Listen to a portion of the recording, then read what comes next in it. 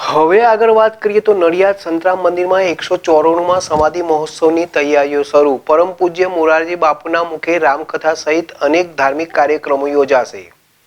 જય મહારાજની ભૂમિ નડિયાદ આજથી 1 માસ માટે ભક્તિના રંગે રંગાઈ જવાનું છે। આજથી યોગીરાજ અવધૂત સંતરામ મહારાજના 194માં સમાધિ મહોત્સવ પર્વની નડિયાદના વિશ્વ પ્રસિદ્ધ સંતરામ મંદિરમાં ઉજવણી થઈ રહી છે। આ પર્વને લઈને નડિયાદ ઉપરાંત ગુજરાતભરમાંથી અને ખાસ કરીને વિદેશમાં મહારાજના ભક્તો મહોત્સવ લાભ લેવા નડિયાદ આવવાના છે।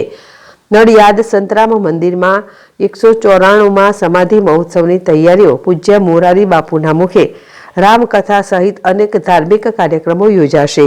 નડિયાદ સહિત સમગ્ર ગુજરાત અને ખાસ વિદેશમાં ભક્તો દર્શને ઉમટશે।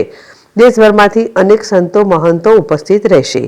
સંતરામ મંદિરના વર્તમાન ગાદીપતિ મહંત પૂજ્ય રામદાસજી મહારાજની આજ્ઞા અને આશીર્વાદથી આજથી 9 દિવસ માટે પૂજ્ય નવલરામજી મહારાજ અને સંત વૃંદાવન દ્વારા રામચરિત માનસ નવહાન નારાયણ ફેબ્રુઆરી માસમાં પૂજ્ય મોરારી બાપુ દ્વારા રામકથા મહાસુદ પૂનમના દિવસે દિવ્ય આરતી અને સાકાર વર્ષના રીતના અનેક ધાર્મિક કાર્યક્રમો યોજાશે। આ પ્રસંગે દેશભરમાંથી સંતો મહંતો ઉત્સવમાં હાજરી આપશે।